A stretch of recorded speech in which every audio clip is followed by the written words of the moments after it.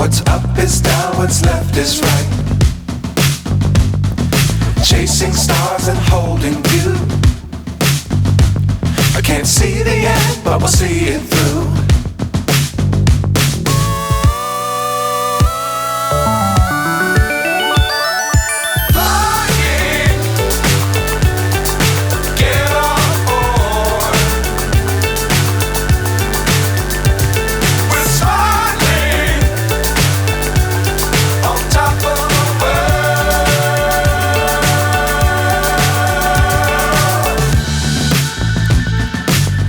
Times don't fly too high. Be sure to keep the ground in sight. Fly forever if you keep it tight. Love the world but keep the sky on your mind.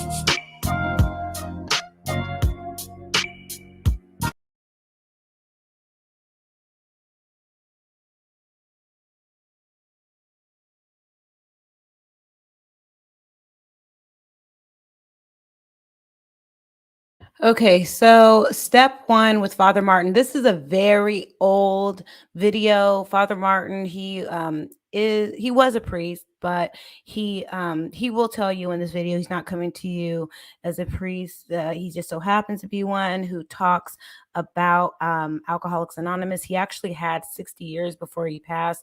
I thought his story was interesting, but today we're not going to talk about his story. We are going to hear him talk about step one. So here we go. Let me get this together.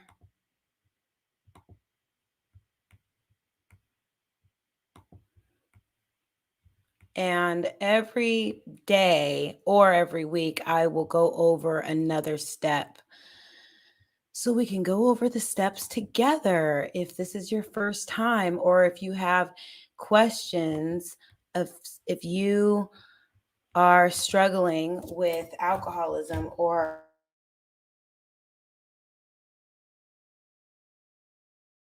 a 15-minute video.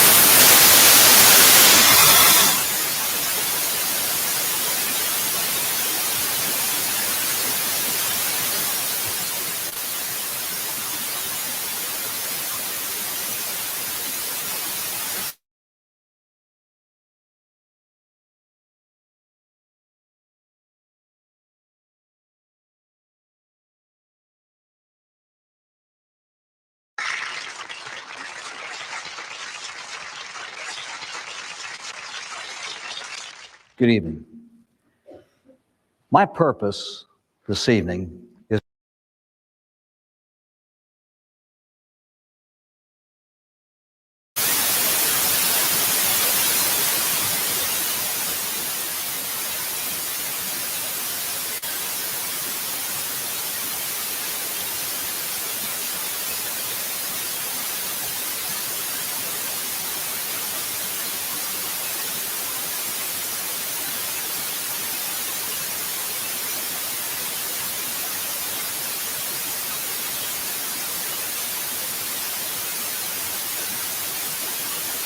is just to make a few comments on the first step of Alcoholics Anonymous.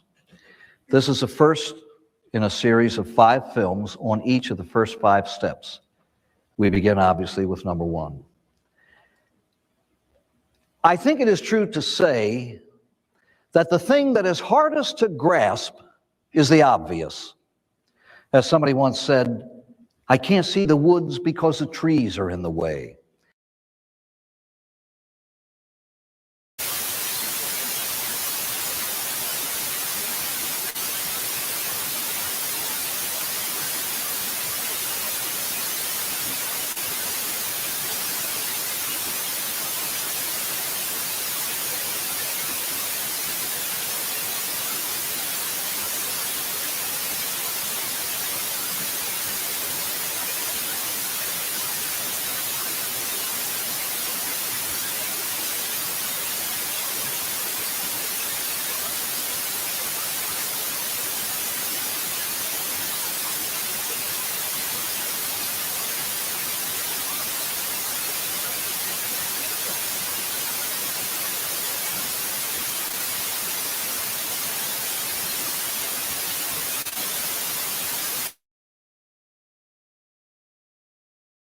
And so often that happens to us, to everybody.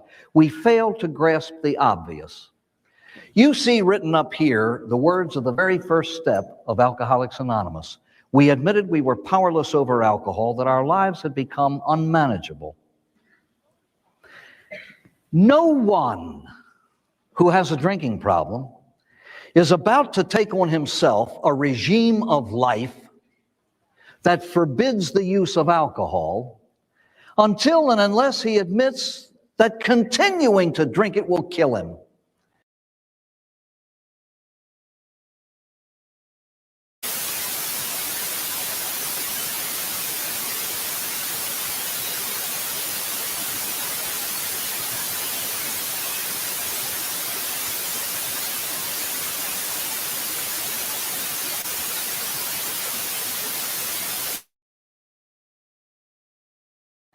And so we come to the first step. And as someone once said, in commenting on the obvious, the longest journey begins with the first step. And usually the first step is the hardest, the most difficult. It's like the first step of a ladder. It's the highest and the widest, but it's the strongest. And somebody once said, and I agree with this, the depth and the seriousness with which you will work the rest of this program depends directly on the depth and the seriousness with which you accept this.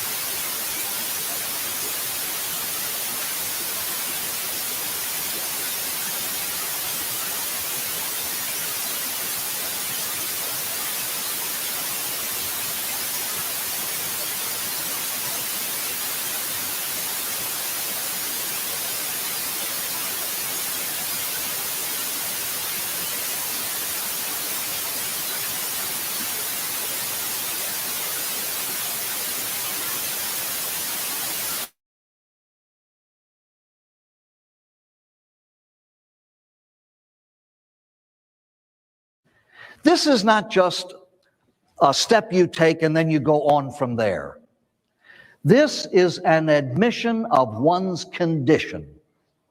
It's not just an intellectual thing after you hear a whole lot of facts and you get a whole lot of intellectual data from lectures and films and meetings and groups and individual therapy and everything. You can come to the conclusion intellectually, well, yes, I guess I'm an alcoholic. This step is down here. I am an alcoholic. And it only comes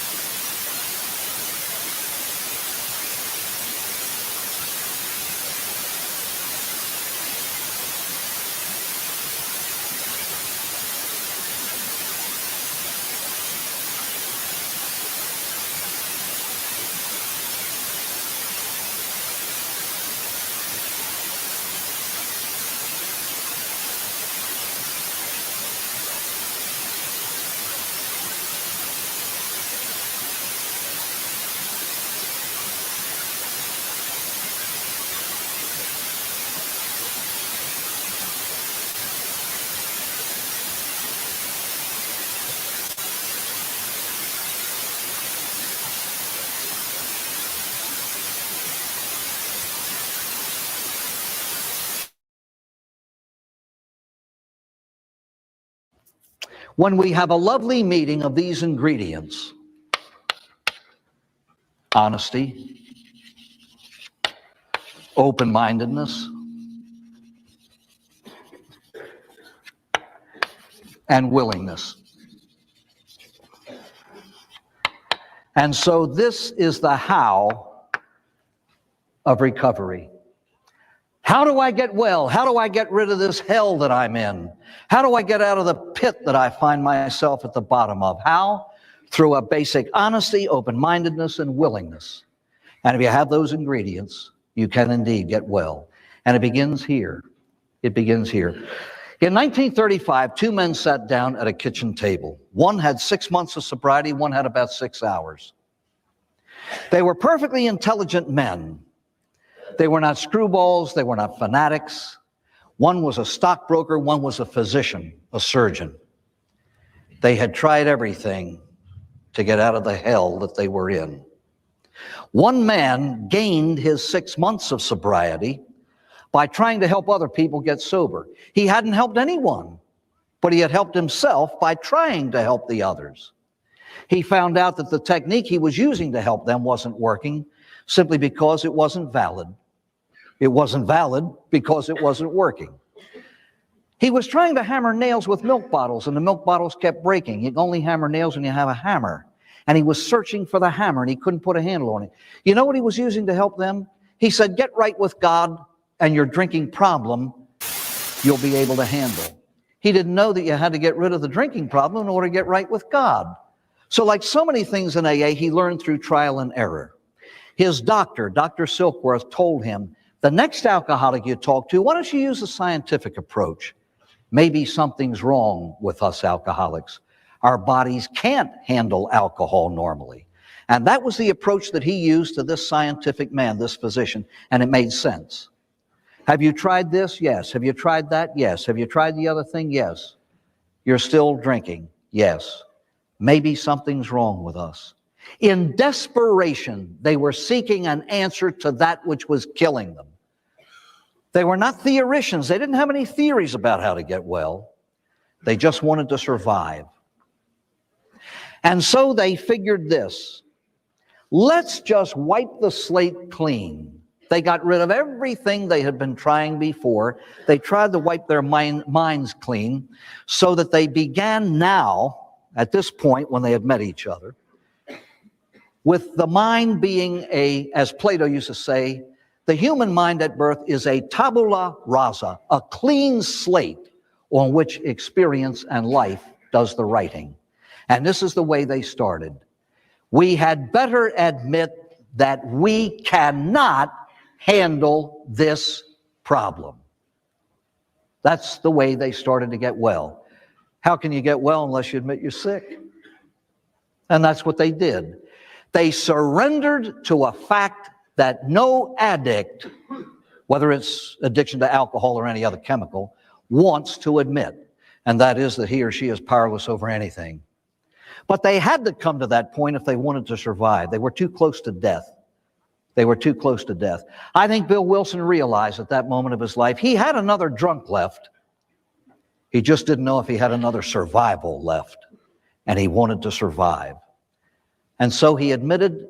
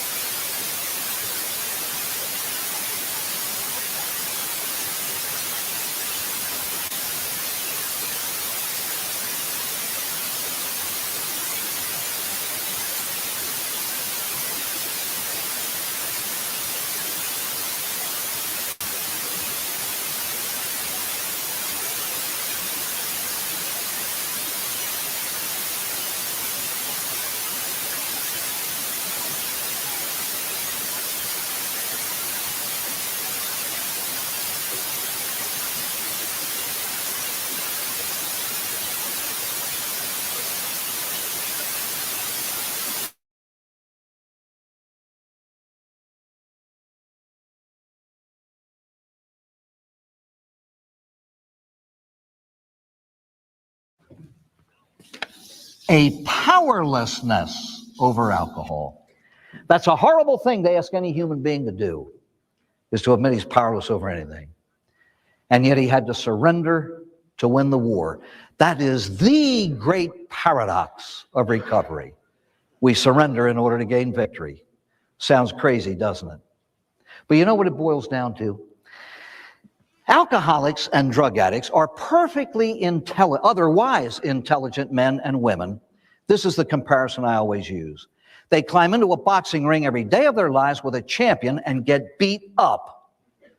And they keep getting into the ring. 16 years they get out of bed all black and blue, crawling along the floor, heading for the ring. Guess what's going through the little BB shot that they call a brain?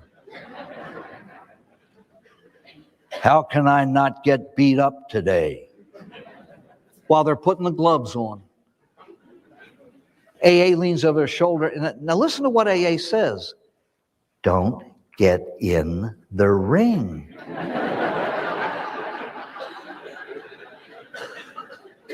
If you don't fight, you don't get beat. AA says if you don't take a drink, you can't get drunk. The obvious. Why didn't I think of that? Begins here. If I can't win, what sense does it make to fight? And so step one is an acknowledgement of one's condition. And in my opinion, it is something that you keep inside your heart as well as your mind. You keep it inside your heart as you would keep a sobriety token in your pocket. You finger it often. And you finger with the fingers of your heart and your mind and your soul this thought here. I am powerless over alcohol. It's a deepening of a conviction. And the deeper that conviction is in your soul, the more seriously will you work the other 11 steps of the AA program. This is the first step in the ladder out of the pit of alcoholism or drug addiction. Give in or cave in. It's one or the other. Now, how do I come to this admission? Through honesty. Through honesty. I once heard a man say to his patients, look at the record. Look at the record. Look at your record. If you come up with this, when I drank, I didn't control it, it controlled me. And my drinking made problems. What makes problems is one. And if your drinking makes problems, that's a drinking problem. I don't care what you call it, as long as you realize if this thing that I am doing is making trouble, it is. That is so self-evident, nobody can prove it. You either see it or you don't. You either see it or you don't. I always use this. Let's just answer a few simple questions. Have you ever in your life, drunk more than you determined you were going to drink? I'm not talking about the fellow who every Friday gets his paycheck cashed at the local tavern, drinks 2 beers. Every now and then an old friend shows up and he drinks 4. I'm not talking about that.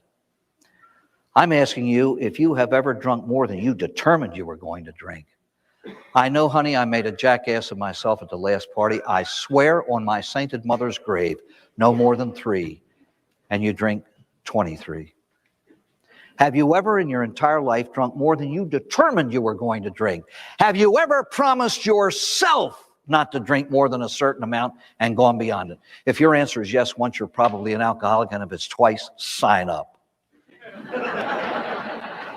Answer this one, it's easy. Have you ever lied about your drinking? Yes or no? Quit piddling around, yes or no? If your answer is yes, you're in. I use one question to diagnose the disease. Look at the behavior you're considering and answer this question. Do normal drinkers do this? Question, do normal drinkers lie about their drinking? Answer, they have absolutely no reason to. How many of you got here for good behavior? God. How many of you made it here for being wife of the year? Oh, honey, there's no one on earth like you. You're the perfect wife. Let's get you into treatment. Honestly, do you see what I'm doing? I am kicking the daylights out of the obvious. Did you ever hide a bottle? Normal people don't do that. Did you ever hide one from yourself? Did you ever find it after you're sober 6 years? What good is it then? I'm kicking the daylights out of the obvious. Now watch this. Hey, don't tell me why my life was unmanageable. I haven't lost a family. I haven't lost a wife. I haven't lost a job. I still have 2 cars in the house. What he's not considering is you haven't lost them yet. If there are any of you in this room who have a litany of the nevers, somebody once said, keep drinking. All those good things will happen to you. But you don't have to. You've already proven to yourself hundreds of times the facts. Your drinking is causing trouble in your life. Yes, you still have your wife, but your marriage is dangling by a thread. One time, a friend of mine had a patient walk into him and he said, I don't belong here. I've been here for a week. I've listened to everything you have to offer. I just don't think I belong here. And he went through this whole litany of nevers that everybody else is talking about. And when he finished, the boss of the place said, you've just told me all the things that alcohol has not done to you. Let's not talk about them. Let's talk about what it has done. It brought you here, didn't it? And then he took off from there. Unmanageable. The noblest faculty the human animal has is his mind. It's what makes him godlike. Alcohol occupies 90% of the active drinker's waking thought. Alcohol or drugs control the people you associated with and those you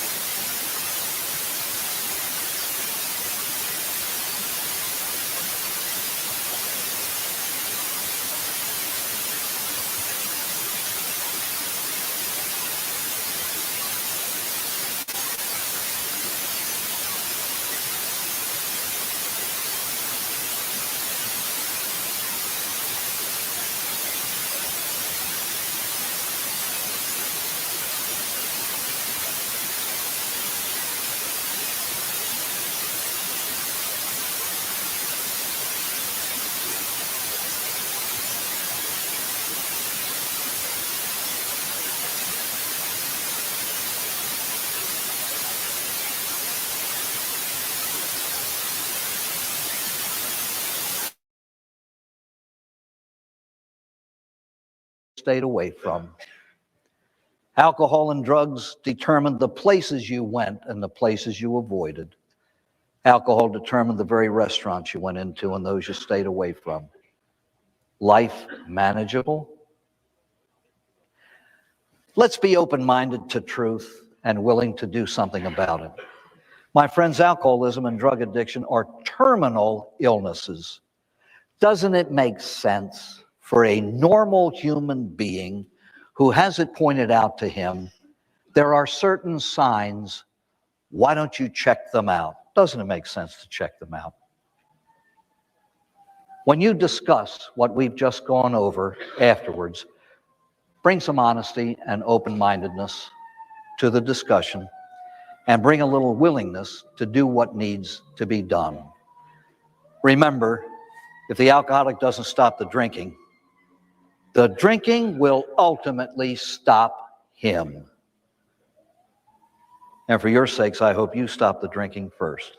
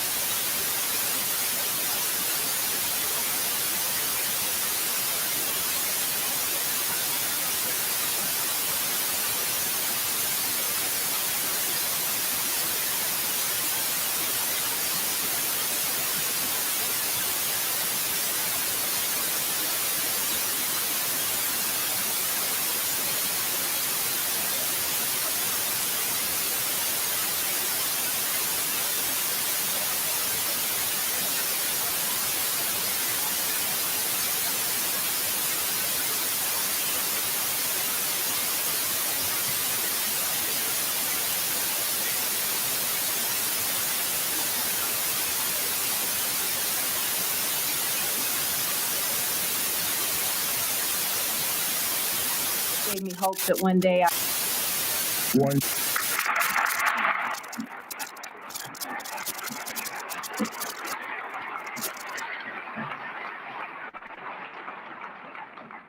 Hi, I'm Gloria and I'm an alcoholic. Hi, Gloria. Thank you for calling me a lovely lady. Wasn't too long ago nobody was saying that about me. If it wasn't for this program, nobody ever would have, I'm sure. When I came to Alcoholics Anonymous, I was told that if I'd act like a lady, I'd be treated like a lady. And I was told that I was a lady as soon as I came through the doors of Alcoholics Anonymous. And I'm very grateful that somebody told me something like that, because it gave me hope that I might one day be what I saw around me in the program of Alcoholics Anonymous. It gave me hope that one day I wouldn't have to walk with my head hanging down in shame, and that I could somehow be the kind of woman that I really always had wanted to be, and thought that it was hopeless, that I was hopeless, that that was never going to be me. I'm one of those people who just lost hope real early and never thought that I was going to have any kind of a good life at all. And I certainly never dreamed that I would ever be invited to a place like this to talk to a group of people like you. I want to thank the committee, Norm and Doug and the committee, for having us back here. It's a privilege to be asked to come any place and share my story, to share my experience, strength, and hope, and what's been given to me in the program of Alcoholics Anonymous. And that's why I'm here tonight, to share my story. I'm here to share with you the things that have been given to me in the program of Alcoholics Anonymous. If you're new here tonight, I hope that you leave this conference with some hope that maybe someday you can live a better way of life. If you're here tonight, you already are living a better way of life. If you're here tonight and you wonder if the program of Alcoholics Anonymous works, look around this room and ask yourself, what kind of a power is it that brings a room full of people like this together? A room full of helpless, hopeless, alcoholic people are sitting in this room tonight, clean and smiling and well-dressed and well-behaved and sober and happy. And like the book says, happy, joyous, and free. That's what's in this room here tonight. And it's because of a power, something so powerful. And all we have to do is touch into it through the program of Alcoholics Anonymous. That's what's happened to me. 17 and a half years ago, I couldn't live in reality. I couldn't hardly get up out of a bed. I couldn't function in life at all. And I'm standing here before you tonight, able to walk up those stairs, able to get up here behind this podium, regardless of how scared I am, and talk to you about what's happened to me in this program. It's absolutely impossible. And I'm not confused about what brought me from where I was 17 and a half years ago to where I am today. It was the program of Alcoholics Anonymous. It was my God working through the people in the program of Alcoholics Anonymous. I'm one of those who believes that I was born alcoholic.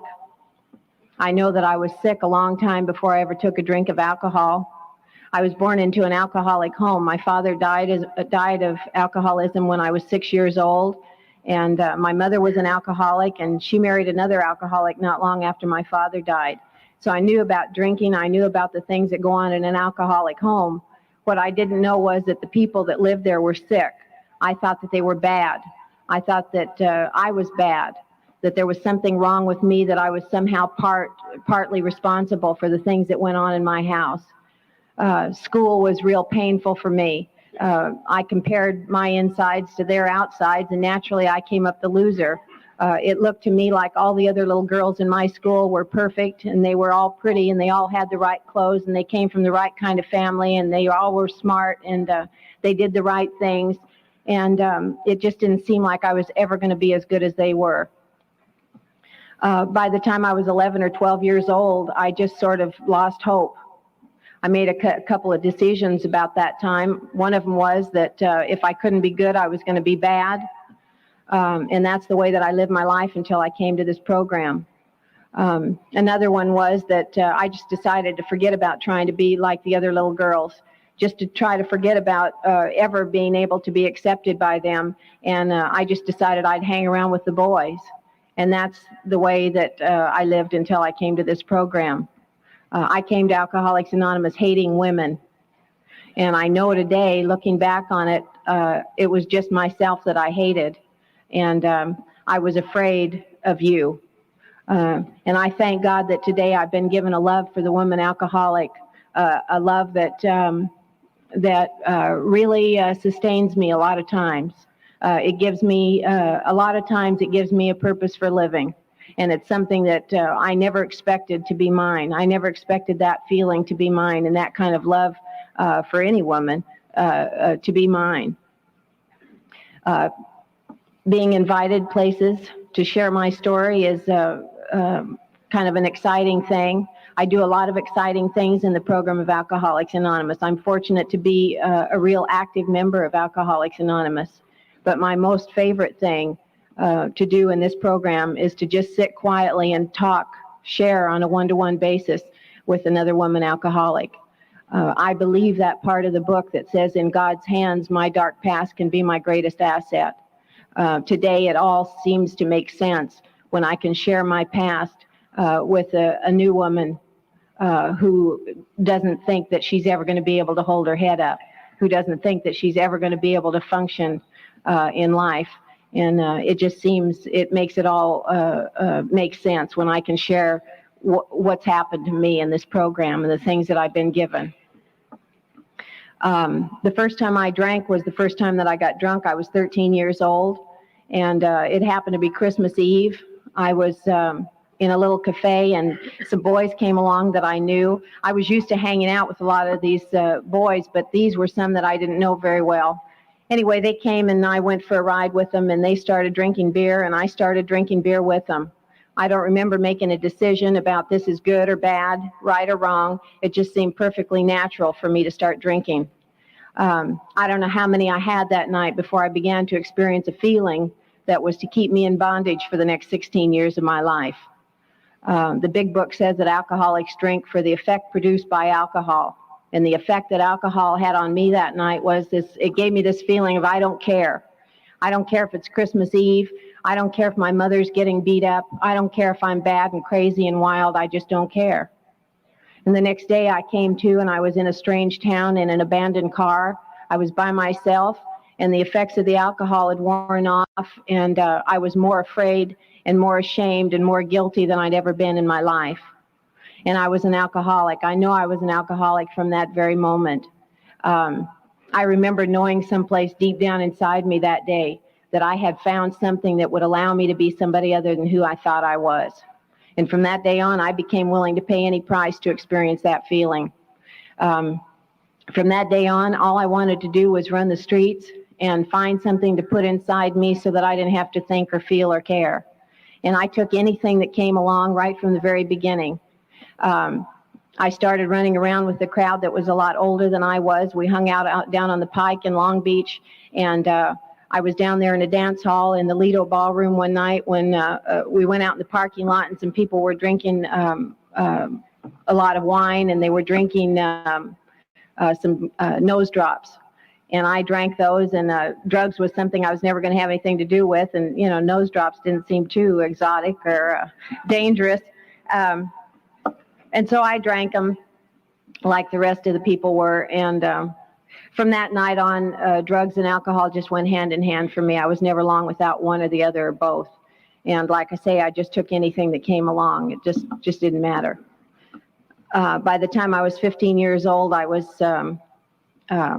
ran away from home a lot. I went to juvenile hall a lot. I went to jail a lot. I got in a lot of trouble. I very seldom ever went to school. I left that little Christian school I'd been going to all my life and enrolled in public school. And I just ran the streets. And I had a boyfriend who was a longshoreman, and he lived over in Wilmington, not too far from where I lived. And he used to take me to all those waterfront bars over there. And those were the kinds of places that I felt most comfortable, down on the docks around all those people. It seemed like what I was didn't show so badly. I started out drinking where I've heard a lot of people in AA say they ended up drinking. And that's the way it had to be for me. I just felt more comfortable in those places. When I was 15 years old, I got a brilliant idea. I thought, I know how I can get free. I hated my stepfather, and I was ashamed of my mother. I hated where we lived and all the things that went on there. I hated anybody telling me what to do, and especially my stepfather. And so I thought I needed to be free. I thought, I'll just get married and I'll be free. Little did I know. I married an older man. He was 19 and I was 15.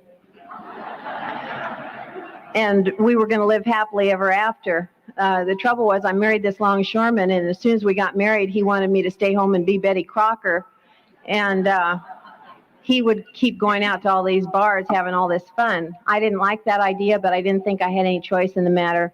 So I tried to do what he wanted me to do. I tried to stay home and do the things that I assumed women did in the home. I didn't really know. I didn't really have any real idea of what goes on in normal homes. And I just couldn't make it. I was full of fear. By this time, I was 16 years old, and I was scared to death all the time when I wasn't under the influence of something.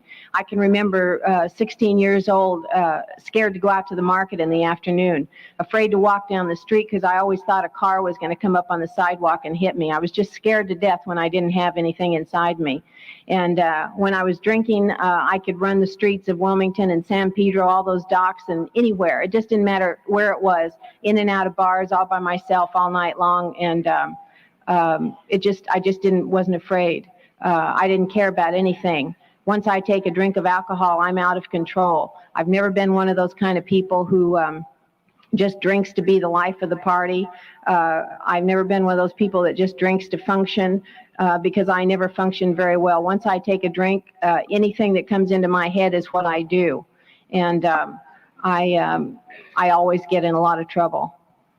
I don't understand being able to say, well, I'm not going to drive a car tonight because I might get a 502.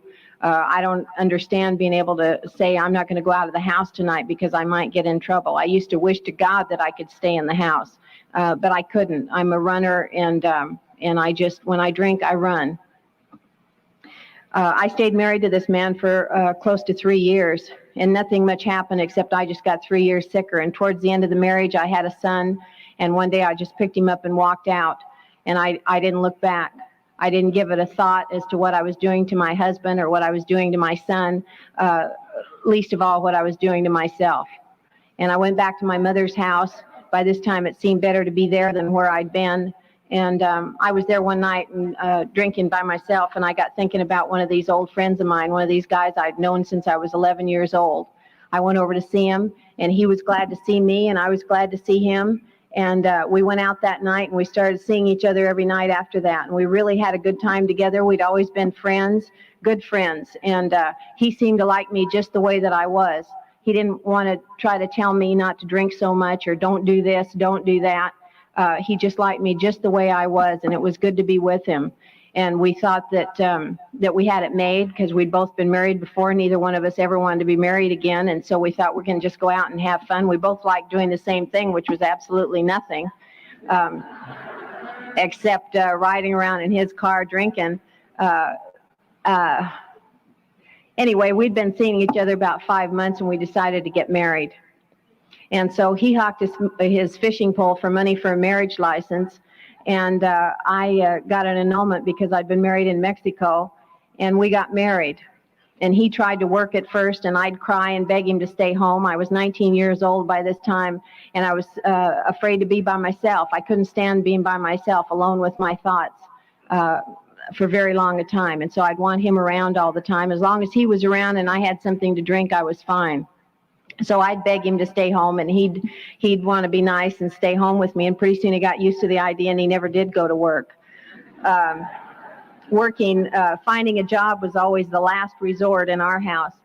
When all the other things wore out, he would get a job for a short period of time, long enough to get a back injury so that he could collect disability, or maybe work up an unemployment claim so he could collect an unemployment check for a while. Sometimes we lived on welfare. Sometimes we hustled my family for money or anybody else who was close by. He'd rob and steal. We just did whatever we had to do to get by, short of work. We worked harder at not working than most people work at working. We began to have children. We had a son, and then we had a daughter. So now I've got 3 children, and life became a real hell for me and everyone concerned. I never ever wanted to raise my children the way that I had been raised. And they were living in a home probably a lot worse in a lot of ways than the one I'd been raised in. And there was never enough money for alcohol and for drugs and for the things that these children needed. And so naturally, they came last. And anytime that it got real bad and everything just ran out, all the money ran out, well, I would just leave them with my mother-in-law and run. And that's just the way it was. That was my pattern, and my kids spent most of their early lives with their grandmother. My oldest son moved back with his father when he was about 9 years old because he hated being with me so much. Eventually, my husband and I left town on a Greyhound bus, and we ended up riding around California and Oregon on Greyhound buses and staying in rescue missions and Salvation Armies, and that's the way it was. And I can tell you that I felt much more comfortable living around on those skid rows than I ever felt in my home.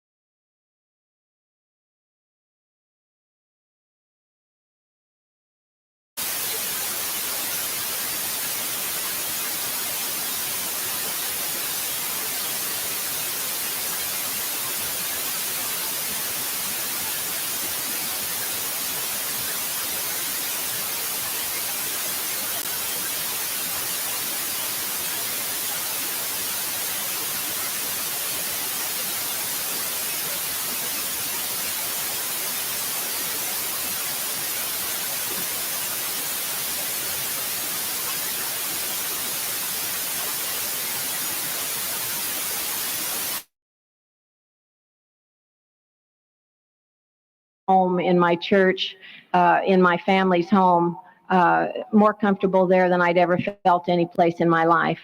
At least I didn't have to pretend. I didn't have to try to be like the lady next door. I didn't have to try and show up in the supermarket and be what looked like what I thought those other women were. I used to feel just so out of place every place that a group of women were assembled, and especially when I'd have to take my kids to go to school or to do anything with them in school. I never did a thing with my children in school, nothing, drunk or sober. I've never been able to bring myself to be a part of anything in their lives until just the last few years of my sobriety. And it's important to me today to be part of their lives, because they grew up without a mother present. It used to tear me apart to have to show up at school and enroll my kids in school and try to fill out all those papers and answer all those questions and answer when they had this vaccination and that vaccination, and I didn't know the answer. I didn't know when they had those things done. I didn't know when they had this sickness or that sickness. And I felt so guilty and so ashamed that I'd have to just scribble something down and get out of there as fast as I could. And I could never go to their room and meet their teacher, do any of that kind of stuff. And I know there are women sitting in this room tonight that have experienced that same kind of shame and that same kind of guilt. And I pass this on to you. The program of Alcoholics Anonymous.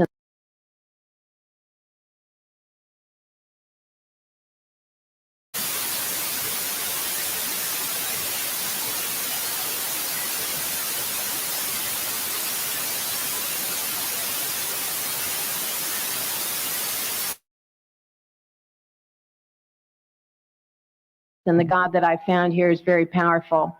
And the examples that I follow here are very powerful. And there will come a day when you won't have to walk with your head down. You won't have to carry that shame and that guilt. There will come a day when your life will come together. And you'll stand up and you'll feel at ease with anybody you meet.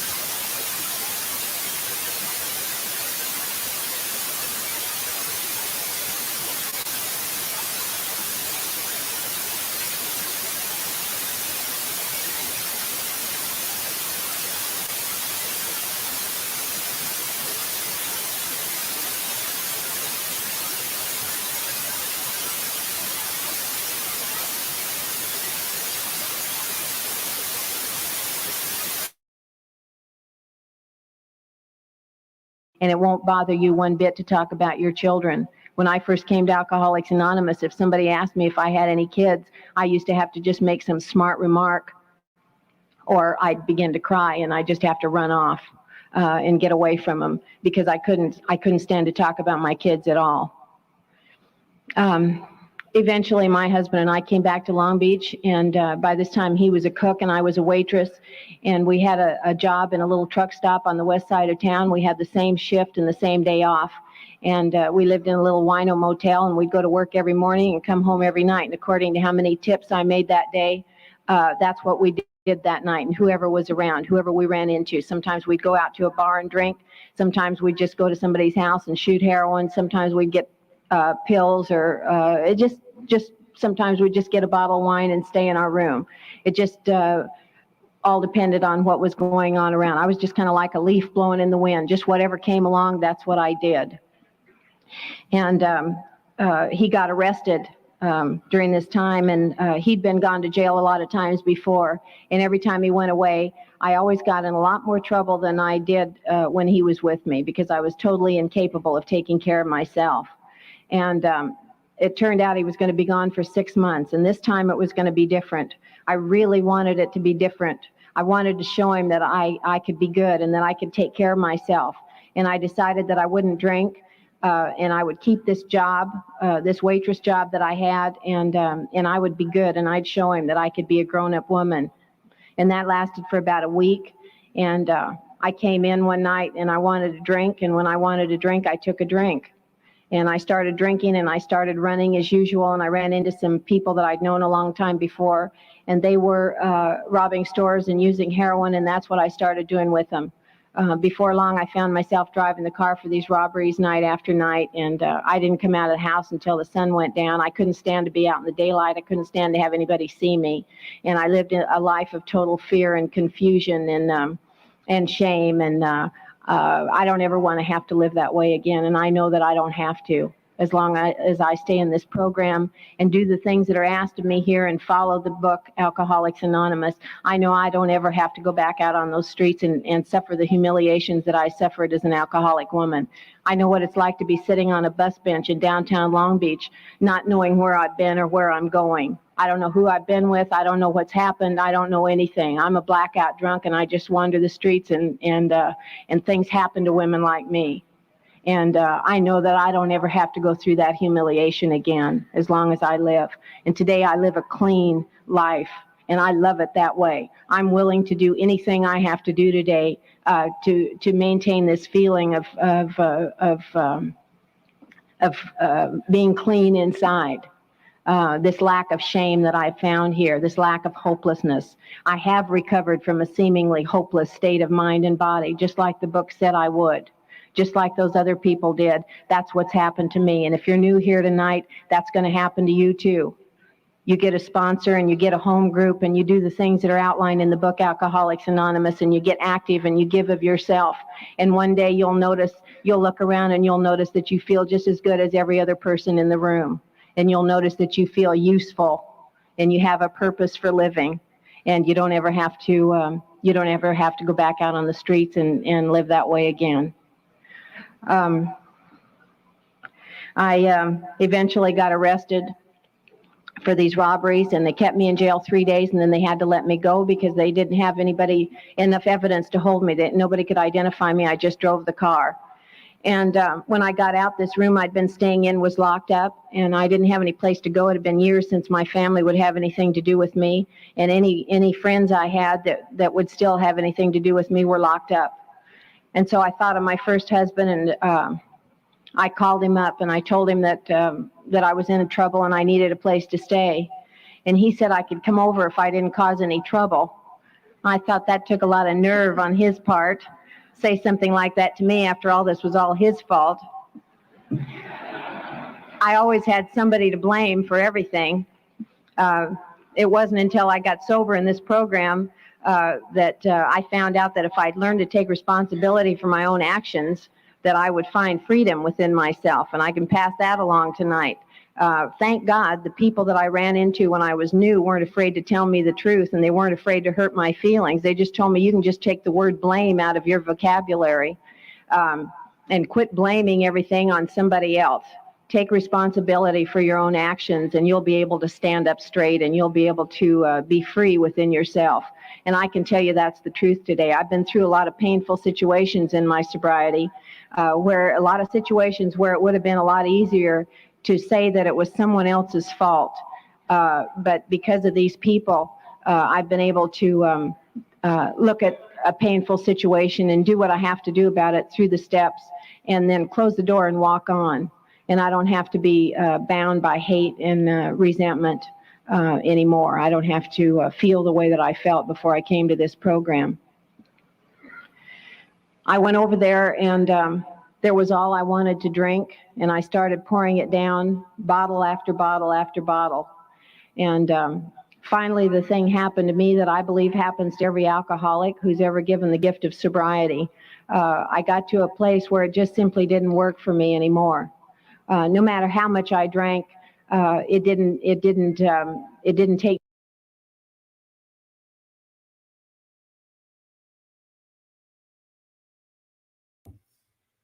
Yes, I like this part. No matter how much you drink, it comes to a point to where it's just not fun anymore, or it might seem fun, but then you have this after You have this recovery part to where it's like it might take you 2 or 3 days to recover from one night of drinking or using. But here we're talking about alcohol.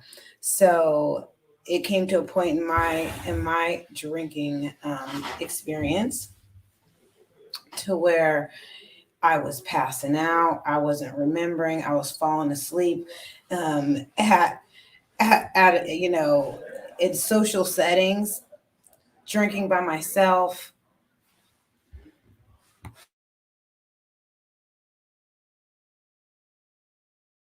Take me to oblivion anymore. It didn't turn off the shame and the guilt and the fear. And one day I came to and I was yellow and I knew I had hepatitis. I'd had it twice before and the doctors told me that if I ever got it again, I'd die. And I laid on a dirty, filthy bed in this apartment and just thinking I was going to die. And when I heard people out in the other room, I didn't show my face. And there I stayed for I don't know how long. I don't know how long I was over there in that place. I don't know what happened while I was over there. That's just the way that it was. After I got sober, I had to pick out a sobriety date for myself because I didn't know the exact date that I took my last drink. And when I was in a recovery house, people started asking me what my sobriety date was, and I had to figure one out with my sponsor. And the way I was able to figure it out was that I remembered an experience that I'd had over there in that apartment. One day I heard voices out in the other room, and I realized they were singing happy birthday to my son. And I remembered that I was too sick to get up off the bed and go out and wish my own child a happy birthday. And that's the kind of humiliation and that's the kind of shame that keeps me actively involved in this program. Like I say, I don't ever want to have to go back out on the streets and live the way that I was living. And this man, my first husband, told me that he'd send me up to Harbor General Hospital in a cab, and then that would be all he was going to do for me. And so I found myself riding up to a county hospital alone to die.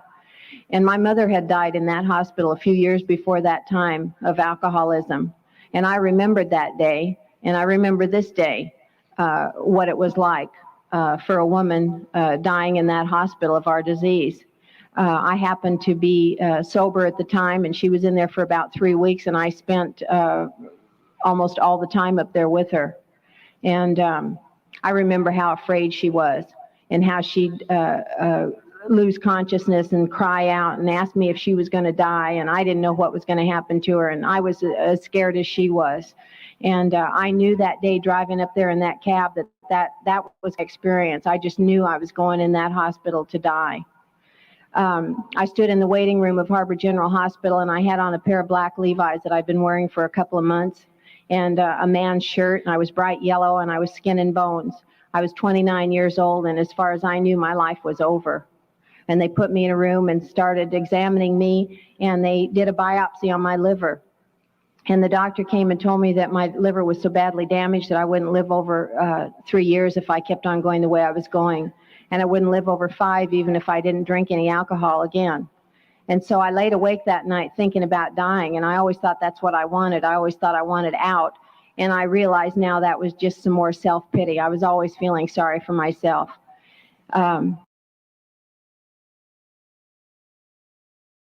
Right now, what Gloria is explaining is her bottom. Everybody has a different bottom.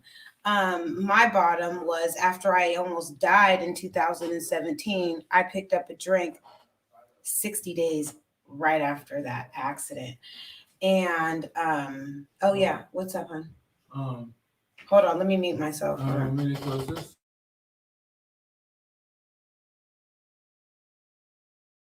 That night, I remembered what my grandmother told me happens to people like me when they die. And I got absolutely terrified.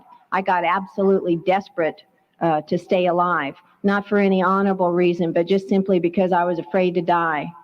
And I did that night what I believe every human being on this earth will do when there's no place else to turn. I believe that we will go to our Creator. And that's what I did that night. I just said a real short, simple prayer, and that was, just let me please just stay alive. It had been a long time since I wanted anything to do with God, a long time.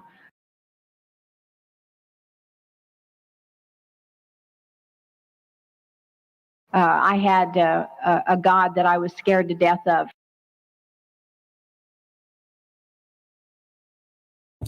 Yeah, I like this part. It does remind me of when I had my real serious talk with God. I thought I really knew God, but I didn't have a relationship with God until I hit my rock bottom in this disease, because it came to a point to where physically I knew I was sick, physically, emotionally, spiritually, and mentally. And it terrified me to stop drinking, and it also terrified me to continue drinking, because I knew that my body could not handle the amounts and the duration of what I was consuming.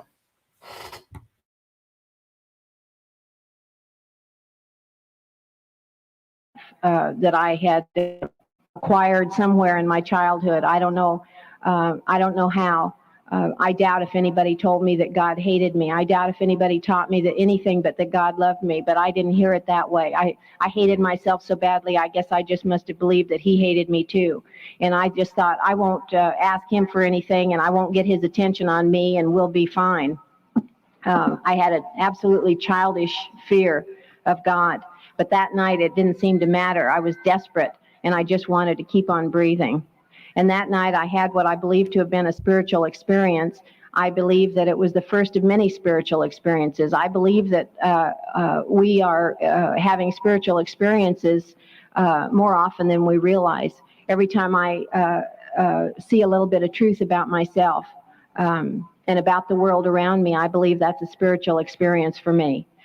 This night was the first, and it wasn't the result of the 12 steps of Alcoholics Anonymous. It was just the result of a very loving God showing me a little bit of truth about myself.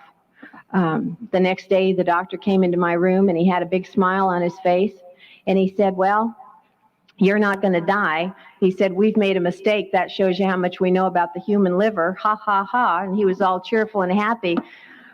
I thought, God, I've spent my night reforming, and this guy's made a mistake. Today, I know it wasn't a mistake. I know that my God doesn't make mistakes. I think that it was just his hand pushing me a little closer to a place where I could surrender to the program of Alcoholics Anonymous when it came my way. And that's exactly what happened. Alcoholics Anonymous came to me in the hospital. I stayed in that hospital for a while longer, and then they moved me to Long Beach to another hospital. And it was there that I started going to AA meetings. I had seen AA meetings long before that. My mother tried to go to Alcoholics Anonymous when I was just a little girl. And of course, I didn't know what was here. I just remembered that it was kind of a happy place to be, and I used to be glad that we were going there that night. And I really thought he needed it. It wasn't for me, but he needed it. Of course, I didn't hear anything then. But this guy that he started coming around to my room and telling me about the AA meetings that they had in that hospital. And I don't know to this day how he got started coming around to my room, and he doesn't know either. The last time I saw him, I asked him what made him start coming to talk to me about AA, and he couldn't remember either. He doesn't stay sober. Hey, Roxy. I hope you're having a good night. I know it is. Let's see. 10, 11. So 1 o'clock in the morning where you are. Hope you're having a good night or a good morning. All the time, and I don't know where he is. I haven't seen him for a few years, but he was an angel in my life. I happen to have a thing for angels, and I was told one time on a retreat that angels are messengers of God, and I believe that this guy carried God's message to me, and I believe that he was just the first of many angels in this program who've come to me and carried God's message. He was a new member of Alcoholics Anonymous, and you know how they are. They just want to save the world. And he was out to save me. I thought he was a pest at first, and I just tried to get rid of him, and he just kept coming back and telling me about, he'd read all these cards and letters that people were sending him. He was a patient in the hospital too. And anyway, finally one night, just to shut him up, I went to a meeting with him. And I sat around a table full of people much like yourselves. And I don't remember what was said that night, but I do remember the way that it felt. It felt safe and warm and gentle and loving. And I didn't have those labels to put on it that night, but I know that that's what it was now. I just knew that it felt good. And I kept going back to those meetings of Alcoholics Anonymous for exactly the same reason that I kept going back to alcohol, because I liked the way that it felt. And eventually I began to hear some things in those meetings. They had 2 a week in that hospital. And I began to hear some things that I believe allowed me to become a member of Alcoholics Anonymous. One of them being. And I like what she said.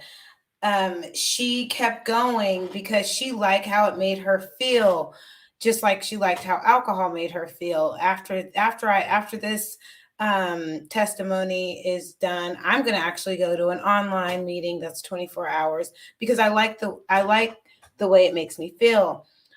Even at 5.5 years, there's some times where I could feel as though I'm not putting my sobriety first, whether it be, any aspect of my life. If I'm not putting it first, I'm not going to be good for myself or anyone else. So that's why I keep going to meetings. I keep journaling. I make sure that I stay away from negative thoughts because anybody could slip up.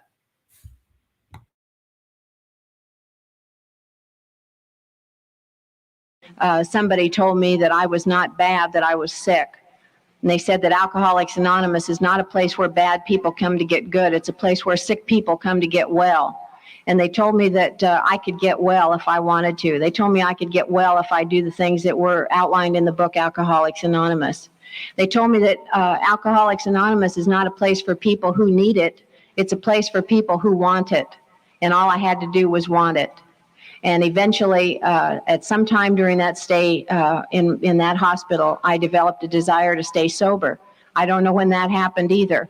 I just know that when it got time for me to leave, I didn't want to go. And it turned out the reason I didn't want to go was that I knew I'd go out there and drink and do the things that I'd been doing. And I realized I didn't want to do that anymore. I had received the gift. I had received this desire for sobriety. And God had sent all these people, just exactly the right people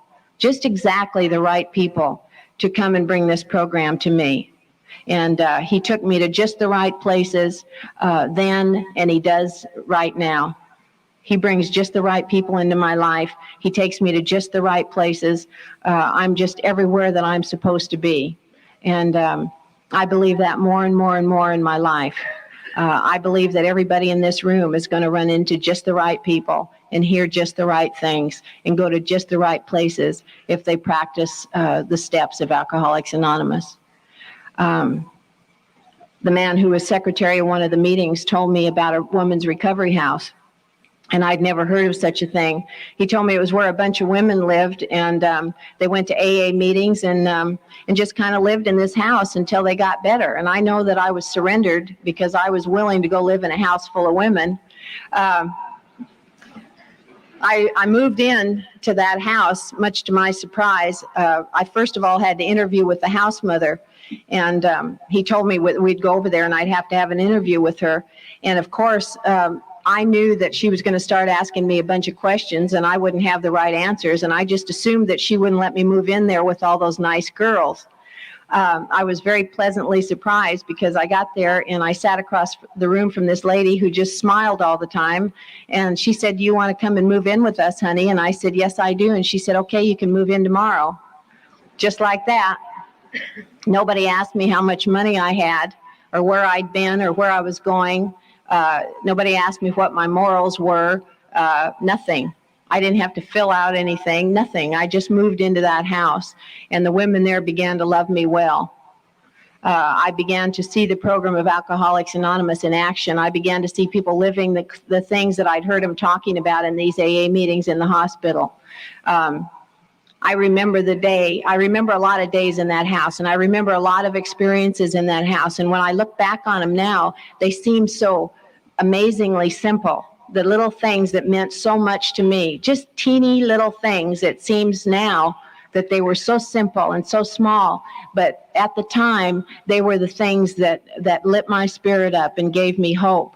One day I was trying to carry a bowl of cereal. They told me I had to eat breakfast every morning. I don't know, I couldn't tell you the last time I'd had breakfast, and I didn't want to eat breakfast, but I didn't want to leave that house, and so I did everything they told me to do. And so I was trying to carry a bowl of cereal to the kitchen table, and I was shaking so bad that the milk was spilling all over the floor. And I'll never forget the girl that came up and put her arm around me and said, "You won't shake like that very much longer. You just stay here and we'll take care of you and you're going to get well." And I'll never forget the day that I got a little bit concerned for another girl in that house. They brought a girl over from Catalina Island, an island off the coast of where we live. And she was too sick to go to the meeting with us that night. And when I came back to the house from the meeting that night, she was crying. And I remember feeling sad for her, because I knew that how alone she must feel. I knew what it was like to feel alone. I know what it's like to feel lonely and isolated from the whole world, and I knew how she must feel, and I was sorry that she couldn't have gone to the meeting with us. And the next day I was concerned about her. I actually found myself wondering how she was and hoping that she'd stay sober.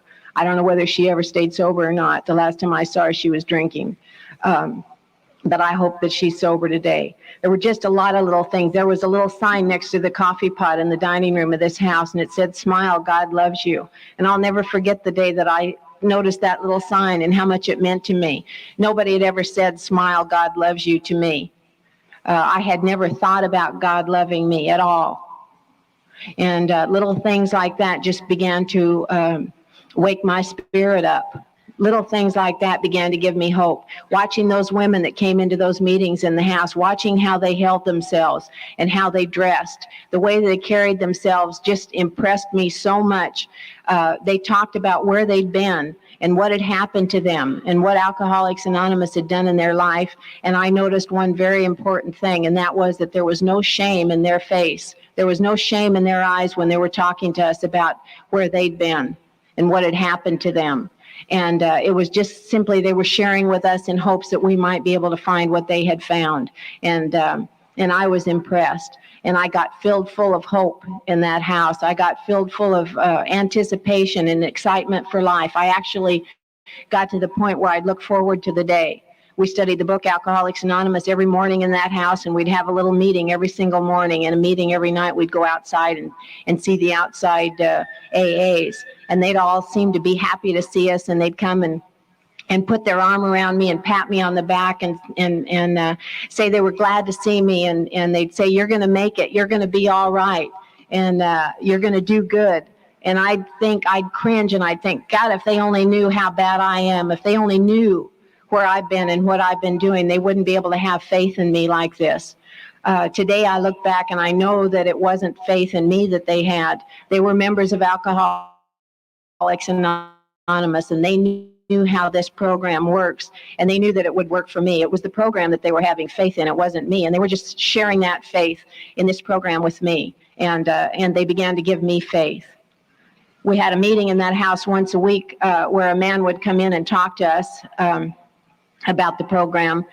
And one day he said, "I want you girls to close your eyes and imagine what you would do if God walked into the room right now. Who would he be? What would he do?"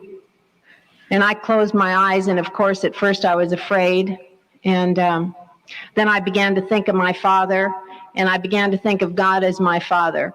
My father had been gone a long time, and it was easy for me to pretend about a father. And that's who God became for me that day. He became a loving father, and that's who he is for me today. He's a very loving, gentle father, and he's given me a life beyond anything I ever dreamed of, in a very loving, a very gentle way. He's shown me so many things in life through the people of Alcoholics Anonymous. My God talks to me through people, and he shows me how to act through people. I began to act the way that I saw these other women acting, that I saw in the meetings and in this house. I knew that something had to be done about the way that I dressed, the way that I walked, the way that I talked, the way that I acted, the way that I related to everybody around me. I knew that had to change, that I couldn't be that way anymore. And I was afraid, scared to death to have to go back out and be the person that I was. And so I just became everybody else. I just started acting, copying what everybody else did, all these other women. And eventually there came a day when I began to find out a little bit about who I was, and I began to find out to be just me. I didn't have to be them anymore, but that took a long, long time. That took a period of long years. It was a long walk from where I was 17 and a half years ago to where I am today. It's been a long walk to be able to stand up here and hold my head up, believe me. And every day that brought me here hasn't been a day that felt wonderful, believe me. Every day hasn't felt good. It's just that every day has been a day full of Alcoholics Anonymous. And that's why I'm here today. That's why I'm sober here today and able to stand up here and tell you what's happened to me. I wrote a letter to my husband and I told him where I was and what I was doing. And he wrote back to me and told me that he was going to Alcoholics Anonymous meetings in jail. And so for one of us to find sobriety in this program was miraculous, but for both of us to find it at the same time was more than anybody could hope for. And we started writing letters back and forth and sharing what we were learning. And I didn't know if we were going to be able to stay married. We'd been married 10 years and known each other since we were 11 years old. And we'd never been able to stay sober. And we didn't know if we could stay sober together now in the program.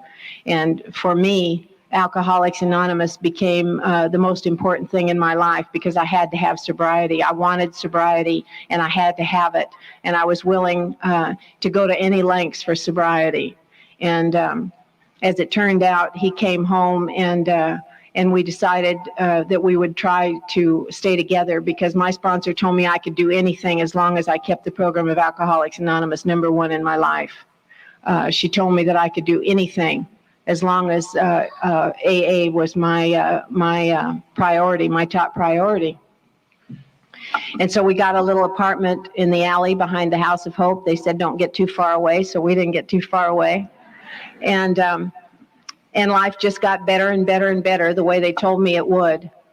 And we were about 8 months sober, and they said that my husband said it was time for our kids to come home. And my mother-in-law said it was long past time for our kids to come home. And I said I wasn't ready. It's a good thing nobody waited for me to get ready, or they never would have come home. I've never tried to make anybody, give anybody the impression that I was Mother Earth, that I was the best mother in the world. I just know today that I did the best I could do at the time with what I had to work with. The women here have always told me that. Thank God for the women in this program who've walked with me and told me that I did the best I could do. And I used to think that they were just giving me a way out. They were just making excuses for me. And I know today when I tell a new woman that she's done the very best she could do, I know it's the truth. And I know that it was the truth for me. Anyway, they came home. The two youngest ones came home, the boy and the girl. My oldest son didn't come home till he was about 18 years old. But this boy and this girl came home, and I'll never forget the day we went over to pick them up from their grandmother's house. They'd been there this 2 years, and most of the time before then. And I remember they were in the back seat of this little car we had, and we pulled around, turned the corner, and pulled up in front of this apartment building. We'd rented an apartment and went down and got bunk beds for these kids and tried to get things fixed up as good as we could for them. And I remember my little girl started to cry because she was afraid. She didn't know me, and I didn't know her. And she didn't want to come home and live with me. And it wasn't an easy situation. I didn't know if I could stay sober and go through this. I didn't know if I could look them in the face, either one of them, and experience the guilt that I still felt. By this time, I had taken a fourth and fifth step, and I had experienced freedom and freedom from guilt and freedom from shame like I'd never known before. But it didn't all go away from me in just one sitting. It took a lot of talking. It took a lot of activity, a lot of action inside and outside in this program for me before I could be free from that kind of guilt. Anyway, I didn't know if I could stay sober and go to these meetings and be the kind of mother I was supposed to be. And all these people around me told me, you can do anything one day at a time. You just go to AA and you keep that number one in your life and everything else will come around. And I'm so very glad that those people didn't tell me, just stay home and join the PTA and bake cookies and try to be the best mother you can be, or I'd be dead today. I just couldn't, it didn't work that way for me. It would be nice. I know some women come here and they just they're able to do their home life very well from the very beginning, but that wasn't my experience. And I know I'm not alone. I know I'm not the only woman in this program that's had that experience. And so I did the best I could do. And I'm very grateful that nobody told me when I got to Alcoholics Anonymous that if I got sober, everybody around me would get sober and everything would be all right. They just told me that I could find sobriety in this program and my life would get better. And that's exactly what's happened. And anything else that's happened around me is a fringe benefit, something that just came along, something that was somebody else's story. My life, I got sober and I have stayed sober in this program and my life has gotten better on a daily basis. Sometimes it looks like I'm going backwards, but I know that I'm going forward as long as I stay in AA and I don't take a drink. It turned out that my youngest son had a lot of problems, lots of bad problems. And we had a lot of trouble and he had a lot of trouble. And we ended up having to go get him out of jail the first time when he was 11 years old. And it was a grotesque situation and it was a painful situation. I thought I was through with jails and courthouses and probation officers and psychiatrists and all that kind of stuff. But it turns out I wasn't. My husband and I, though, at least we were sober and we were able to walk through these things together with our head up. I remember the day that I had to take my son to and put him in a psychiatric hospital. And it came time for the doctor was going to come in and start asking all these questions. And I just didn't think I was going to be able to stand it. And I remember being able to go into the bathroom and be quiet there. And thank God that this program had given me a God of my understanding, because I don't know what I would have done without it that day. I was able to go in that bathroom and ask him for some strength and ask him to just please help me to just not break down and cry, because I didn't want to scare him any more than he already was. And I was able to come out of that bathroom and answer the questions and walk out of that hospital and leave my son there without breaking down. And I had a meeting to go to that night, and I had people that loved me walking me through all those years of my sobriety. In September, it is September 22nd, he's going to celebrate 4 years of sobriety. And he's a good member of Alcoholics Anonymous.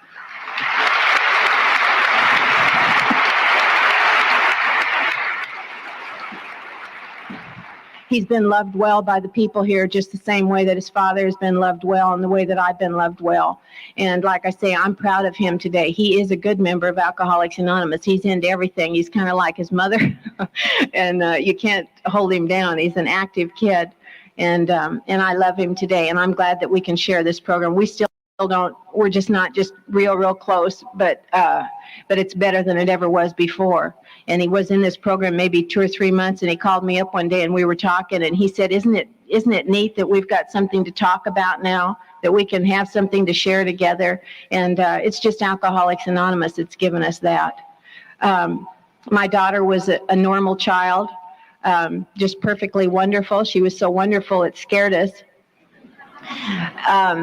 We'd come home from an AA meeting at night and there'd be a little plate of cookies there with a little note, I love you, Mom and Dad. And she was maybe 14, 15 years old and asleep in her bed. And we'd think, God, this is amazing. Doesn't she know she doesn't have to do what we want her to do? She could be out running the streets, and we just felt so lucky. She was a cheerleader in a little Christian high school, and it was just wonderful. We kept her very busy and took credit for her normalcy. thought we really had the key. All you have to do is give them modeling lessons and this kind of lessons and that kind of lessons. Keep them busy, keep them moving, and they'll be okay. I can spare anybody here who has that idea. Save yourself a lot of energy and a lot of time. It doesn't work. She came in drunk one night, and she came in drunk a lot of nights after that. And I told my husband right from the very beginning, I don't think I'm going to be able to go through this again. And in my head was a voice saying, you can do anything. There were a lot of voices telling me you can do anything one day at a time if you have this program. And that's true. I want to pass this on to anybody who's here tonight that has any children that are out there on the streets drinking. Don't give up hope, because they're never hopeless as long as they're alive. And this program can work for them, and they might get here and they might not. I had to come to a place where I knew that it was just a possibility that my kids were going to die drunk out on the streets. And I was just going to have to learn to accept that. And that's what happened. Eventually, my daughter got to this program, and she came in and out for a long time and never was able to stay sober. And 2 years ago, last May, she got sober. And I saw it happen to her. I was sitting at a dinner table one night, and I saw it happen. I saw the miracle happen to her. I saw the light come in her eyes. I saw the understanding. I saw the identification happen for her. I saw the hope come in her face. And she's been in AA ever since. And she married another member of this program, and next month she's going to give us our first grandchild. And I'm going to be a grandmother, and I'm going to be just as crazy as any grandmother.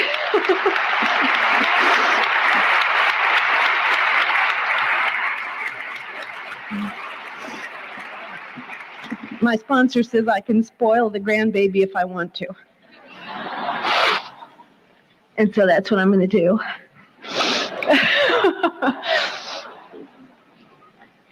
I was too sick to spoil my own kids, and so now I'm just sick enough to spoil my granddaughter. Life is very good for me today. My husband and I bought a house, and we live in our own home today. And I know what it feels like to have security. I've known what it felt like to have security for a long time now. I stood in front of a judge when I was 3 or 4 months sober.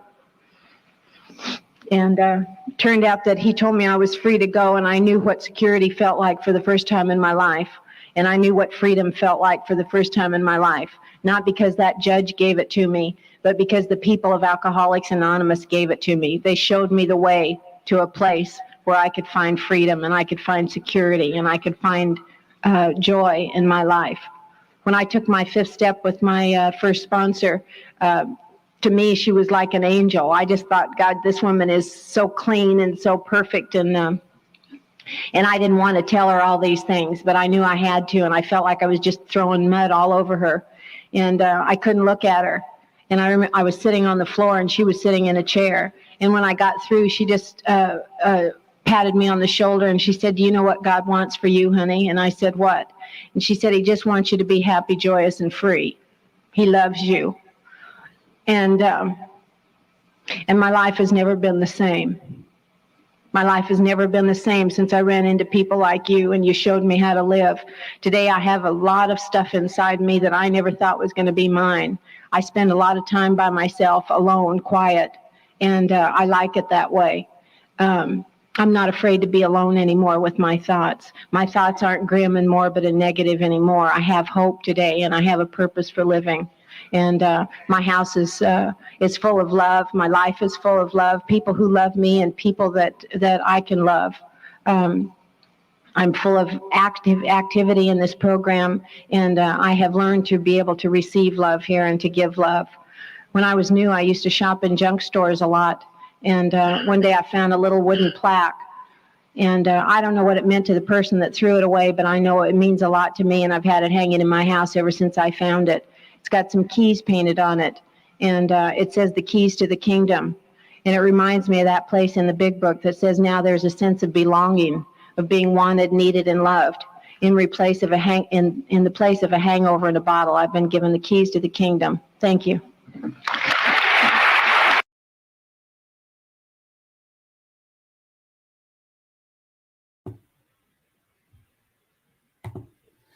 Well, I hope that this content of recovery blesses you, whoever's out there, whether you're catching this on the replay or if you've been in the bushes.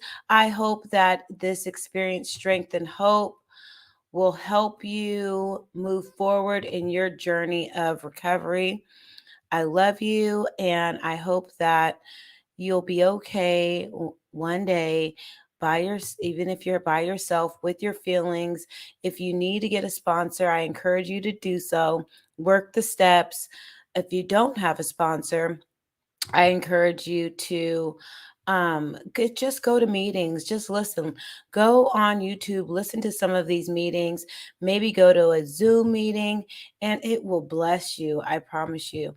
Sometimes people feel like they get triggered because they get triggered because they hear it, but just try to listen to the similarities instead of the differences, and you will be blessed. And remember that you will be able to sit with yourself and your feelings, even though it feels uncomfortable. I love you. And know that if you're painstaking about this phase of your development, you'll be amazed before you're halfway through. You're going to know a new freedom and a new happiness. You will not regret the past, nor wish to shut the door on it. You will comprehend the word serenity, and you will know peace. No matter how far down the scale you go, you will see how your experience can benefit others. That feeling of uselessness and self-pity will disappear. You will lose interest in selfish things and gain interest in your fellows. Self-seeking will slip away. Your whole attitude and outlook upon life will change. Fear of people and economic insecurity will leave you. You will intuitively handle situations which used to baffle you. You will suddenly realize that God is doing for you what you cannot do for yourself. Are these extravagant promises? We think not. They're being fulfilled among us, sometimes quickly, sometimes slowly. They'll always materialize if we work for them. God, grant me the serenity to accept the things I cannot change, the courage to change the things I can, and the wisdom to know the difference. Love you.